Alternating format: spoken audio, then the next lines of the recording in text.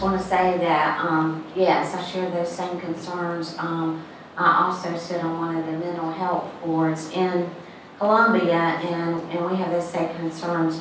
In light of everything that happened in the week of reorg, we don't really know what our budget's going to look like. A lot of things have been changed, and we were really hoping to get the facility for you at Anderson, and we certainly don't know what that looks like anymore either. But, you know, we had a lot of changes when we went back for reorg. They have actually changed most of the subcommittees on Ways and Means, and so we really just don't have any idea what a budget or anything's going to look like moving forward. We're not quite where we were. Right now, we're not quite where we were this time last year. So anyway, so a lot remains to be seen, but we share your concerns, and you know, and even Michael, on the other side of that, one of the things that I keep getting complaints from my constituents, it's almost like people are afraid to write prescriptions now. And I have these elderly people that have chronic pain that have been taking pain medicine for years, and they can't even get their physicians to write it. And so, you know, we're actually even seeing both sides of this. But same thing, if we're gonna cut back like this, we have to have a place for these folks to go to get the help that they need. So, something that's certainly important to all of us, and that we'll certainly be looking into as we move forward. You touched on the mental health aspect. We've got to get our hands around mental health issues going on, not only in South Carolina, but in the country. You can trace back almost everything that you read about in the paper as some type of mental health issue. It's not fair for them, you know, you get to a point to where you don't know what to do. Law enforcement doesn't know what to do, you know, and it's not law enforcement's fault. We've got to come up with some guidance, and, you know, they bring them to the emergency room, well, they're just there. You know, up until I fought for years and years, Patrick B. Harris was about a third operational. It's now almost fully operational. We fought tooth and nail to get that done. We've got to somehow smooth the process between the health agencies and our mental health agencies as far as getting those folks to where they need to be, to get the help that they need and to do it. But it's a societal problem. You know, but like I say, just about everything you read about in the paper can be traced back. We've got to get our hands around mental health, and I think you're going to see a big push on that on the Senate side this year. On the commerce thing, I was going to say about mental health, you know, I think Director McGill left too. And I think his deputy directors and several other finance people and everything else has less mental health, which has left a big void in mental health going on now, which is going to be another problem because I don't know if anyone here ever worked with Director McGill. He was very, very good. He worked on the private side, he worked on the public side of things as far as mental health. He ran a private psychiatric hospital before he retired from that and came to work for the state and did a lot of good things with mental health. So, you know, my concern with mental health right now is what is the agency going to look like? It's lost its leadership. It's lost probably a good 30 to 40 years worth of knowledge walked out the door also with Mr. McGill. So that in and of itself is a real problem. And money doesn't always fix the problem either. I mean, we're putting a lot of money last year behind opioid stuff. I mean, millions and millions and millions of dollars behind it. One thing I do like, and I will support, is I think maybe it's Representative Kempson, or Senator Kempson, doing the bill about where mental health patients not transported by local law enforcement. That's been a burning issue. If you've never had to put your niece in the back of a patrol car coming out the ER because they're bipolar and they're crying, saying why, then you would understand. I've done that. And it wasn't a pleasant experience, but I'm going to help him on that side of the fence too, because that's something, and it's unfortunate, took the tragedy of someone drowning to make that change, but that's something that we have done a disservice to the mental health community, I think, as lawmakers. Commerce is something that's going to continue to be. I think you'll notice that commerce has slowed down a little bit. The tariffs, I think, has got a lot of people a little bit uneasy right now, to the point of it's a wait and see type game. I think today there's a new Congress just got seated. Some things are changing there, obviously. It's going to be Democrat-controlled House and Republican-controlled Senate, and government shutdown and everything's going on. So it's a little bit uncertain on that. But South Carolina's still doing well. We still have people looking at South Carolina. Upstate's doing really well. There's a lot of focus on the low country. One thing you'll notice with these tariffs and everything else is the port shipments could be affected, which affects also the South Carolina economy. We are deepening our port. We were very fortunate that we were ahead of Savannah on that part. I think something that really is going to dictate where we are as a state in economic development is we've got land. We're working on the roads. We've got to build our rail system back up. Rail is kind of going where it's the new way of doing things because of carbon emissions, big trucks, congestion on highways. It's moving back to rail, going with ships. But the biggest problem we're going to have that's going to 100% stop economic development in the state of South Carolina is the workforce. If you don't have anyone to show up to work and employers can't find folks to come in and work, then they're going to leave or they're going to downsize, move elsewhere. So I think that's what's important, that we work with the folks. And I'm proud to say we're getting a new career center in districts 5 and 3 and 4 that's been missing. 1 and 2's done an excellent job throughout the years doing it, and they continue to do an excellent job. But the changes we have to make in our educational system, we all get bogged down about education is K-5 through 12. It is not.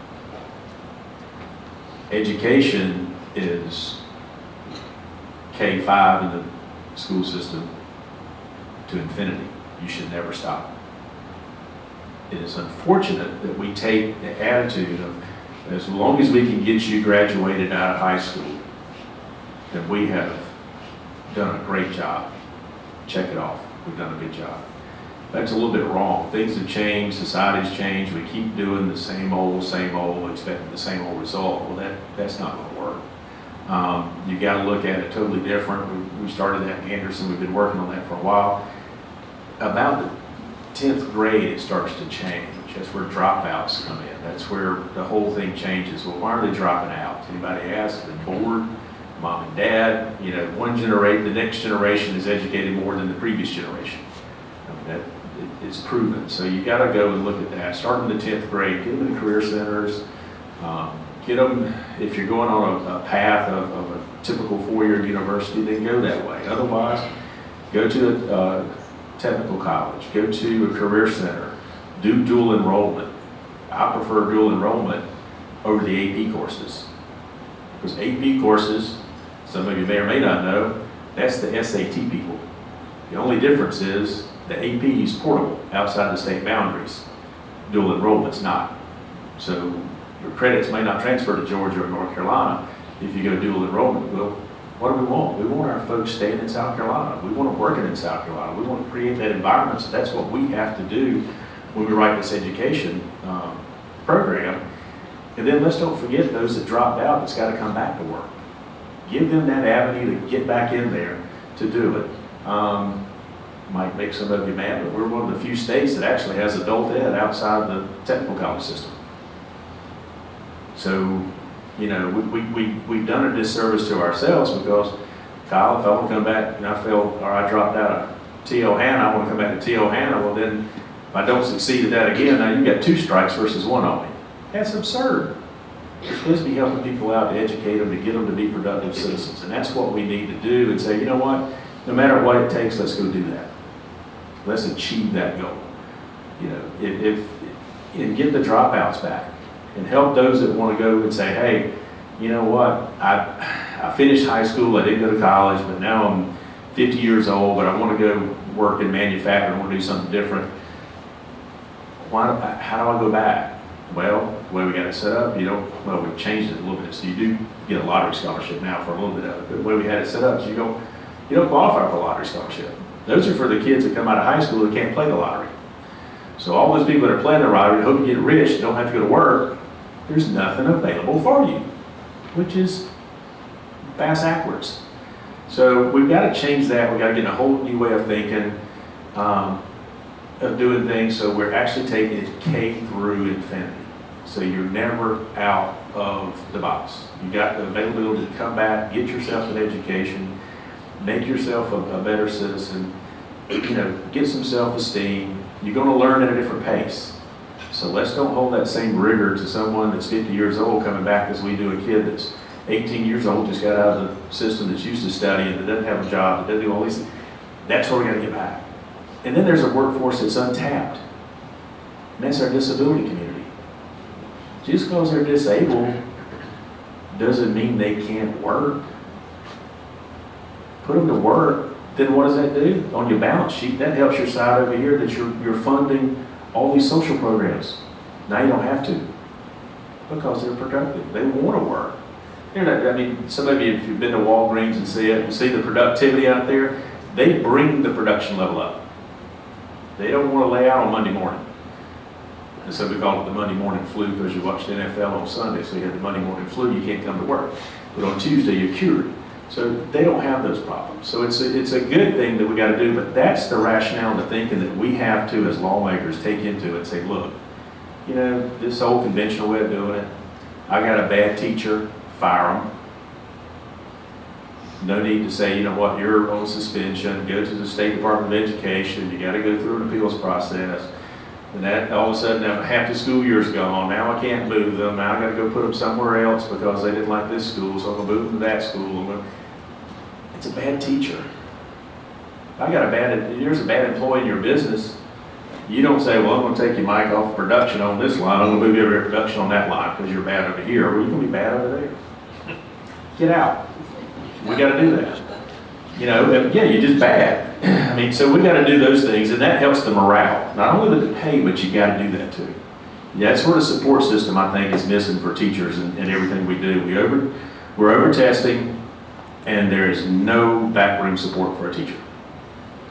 So that's my 2 cents worth. I think that's how you help economic development, is get a quality education in the system, which we have built in Anderson. That is, we've got the nucleus here. We've got a great interstate. We've got great schools. We need some rail. Water and sewer is another one. I think, Dyke, you mentioned that part. Sat down with the Commerce Director, tried years ago to bond out water and sewer infrastructure in the state in certain areas to build mega sites and other type of things, but Governor Haley didn't want to do it. And we talked about doing that again. Trying to build out, put some money into a pot, because we do rural water and some other water, but we don't do sewer.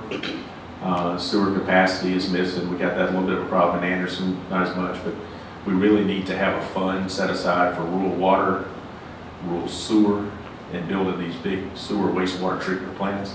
Until you do those things, it won't happen. We have the money, we have the capacity, we just got to get the guts and the willpower. I was just going to follow up on Michael's question about the opioids. One of the things that we pushed is not just a drug court or expansion of the drug court, but a mental health side of that as well. If you have a schizophrenic who's out on the street and homeless, what good does it do to lock them up for a month down at the county detention center? It does nothing.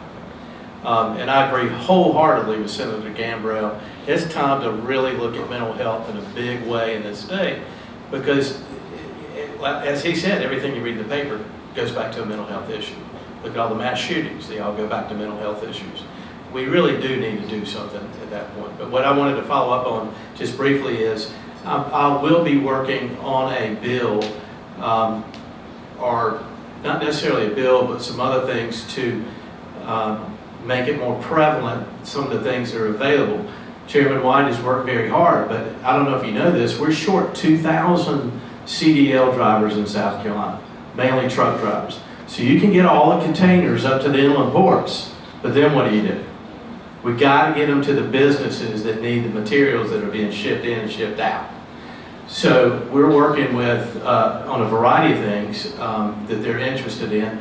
And something that Chairman White had already thought of years ago was a SNAP to Work program that works through the technical colleges that allows somebody who's on the SNAP program to have essentially half of their tuition for a commercial driver's license to be paid. All right, and then there's another fund that's been set up, I think, through Proviso that provides really what would cover the other half. What we have to do is get the agencies to promote those kind of things in the SNAP offices and other places. So if you can help with that, we'd be very thankful. But there's a great, and as Chairman White's already said, once you take people out of the dependency on some of the state programs and put them into a job making $50,000 to $70,000 a year driving a truck, guess what happens? They're paying taxes too now. You just reverse the formula. So. Piggybacking on what Chairman White said about K through 12 education stipend, we've got workforce issues for the next 5 and 10 years, but we've also got 20 and 30-year problems, and that's early childhood literacy. And I think that's one of the things that we can do at home that doesn't necessarily require a state solution. Right now in my district, District 1 has a Y mentor program through the Y. I've been doing that for about 6 weeks, meeting with a kid for 30 minutes a week, and it's been really good because we play cards, but then I make him read before we play cards. So we get some of that in. And then I know the United Way is looking at that. But if you're looking for ways to get involved in your community and having a direct impact, get into the elementary schools. Get into these programs that are taking kids, helping them learn how to read, helping them breaking that summer gap. And really, because that's going to solve our 30 and 40-year problems, is having a literate society. What a great segue, because I just wanted to kind of related to that, and also going back to what Senator Gambrell said at the beginning of our meeting on what it's going to take to make our schools successful. And I just kind of want to, I don't know if we have anybody here from School District 4 right now, but I kind of want to brag on Townville Elementary a little bit. You know, they got in the news because of the tragedy, great tragedy that they're still reeling from, to be honest. Who wouldn't be? But the reality is, I've been in that school a number of times, both before and after that incident, and I can tell you what, they are some phenomenal people. What's it going to take to make a school successful, to make our students successful? It's going to take phenomenal people. And those people create a culture within the school that you can't help but notice when you go in there. Now, what's it going to take to get and retain those kind of people? It's going to be the kind of people that care about kids innately. It's going to be people that want to do the right thing, that want to help see the next generation be successful. And so, you know, going back to what Senator Gambrell said, I can't agree more strenuously. We have got to let them do their job. The number one thing that drives retiring or near retirement teachers out of the business is the fact that we burden them down with so much paperwork, and we tie their hands, and we don't allow any discipline, any effective discipline of any kind in the classroom. And so, you know, in some places, people manage to work around those limitations and do a valiant effort, just like they're doing at Townville. But we can make their job a lot easier. And if we'll do that, I think we'll see some of these people come back that we've lost in the teacher workforce. And so, you know, on that topic, I sponsored a bill, and I may bring this back at some point a couple of years ago, to allow parents rather, to opt out of some of the more unnecessary high-stakes tests, the standardized tests that weren't going to have any bearing on whether the student graduates or not. They're just sort of like there. And you know, and since then, I'm glad to say that even though my bill didn't pass, that it has started an increasing amount of attention on the issue of high-stakes testing.